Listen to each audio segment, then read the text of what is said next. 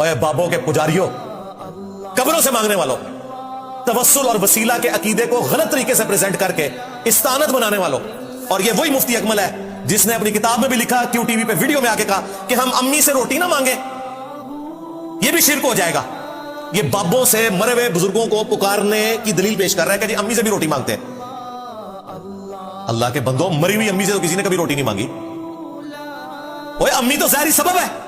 वतावनु अलल बिर्रि वत्तक़वा वला तावनु अलल इस्मि वल उद्वान। नेकी परहेज़गारी के कामों में एक दूसरे की मदद करो, बुराई में अलग से रहो। आप मेरे सामने बैठे हैं, मैं आपको कहता हूं मुझे पानी पिला दो, ठीक है, लेकिन अगर आप बगदाद में, वहां भी कब्र के अंदर है, और मैं कहूं कि गौसे पाक 2 बोतल नेस्ले दिए भेज दो, क़यामत तक नहीं भेज सकते। वो अल्लाह के पास जा चुके हैं, ज़ाहिरी सबब नहीं हो सकता।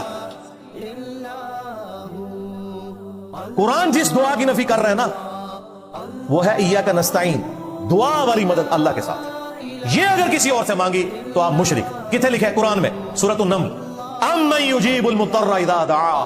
भला बताओ तो कौन है जो मुसीबत और परेशानी में घिरे हुए शख्स की फरियाद को सुनता है।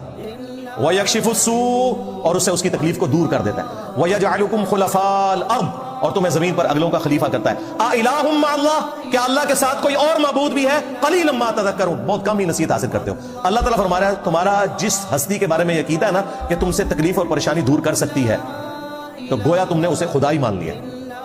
हाँ, दुआ करवाना ये अलग चीज है, लेकिन ये अकीदा रखना कि ये मेरी तकलीफ दूर कर सकता है, और वो दुनिया में सामने मौजूद नहीं है।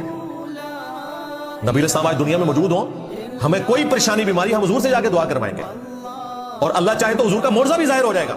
जैसे बुखारी में आते एक सहाबी की पिंडली की हड्डी टूट गई, हुजूर ने हाथ फेरा तो ठीक होगी। इसके बाद ये होता था कि जिस सहाबी की भी जंग में कोई हड्डी टूटती थी, वो कब्र रसूल से जाके ठीक करवाता था? नहीं। ये इसी तरीके से इक्वेशन बनाते हैं ना, बताते हुजूर के मोर्जात हैं और कहते हैं जाके नबी अलैहि सलाम से मांगो।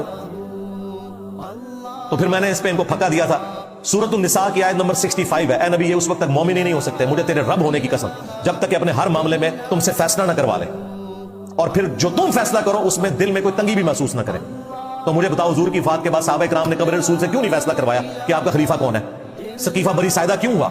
6 महीने तक हजरत अली ने बैत क्यों नहीं की? बुखारी मुस्लिम में है इसी वजह से कि हुजूर ने नहीं फैसला किया था, साहबा ने इजमा से चुना था। लेकिन किसी साहबी को वाम नहीं आया कि अबू बकर और अली आपस में इख्तिलाफ करने की जरूरत है, कब्र रसूल से फैसला करवा लेते हैं। कुरान में आया कि नबी अलैहि सलाम हाकिम है, उनको पता था नबी अलैहि सलाम अब दुनिया से जा चुके हैं, अब हमारी उस तरह की कम्युनिकेशन नहीं हो सकती।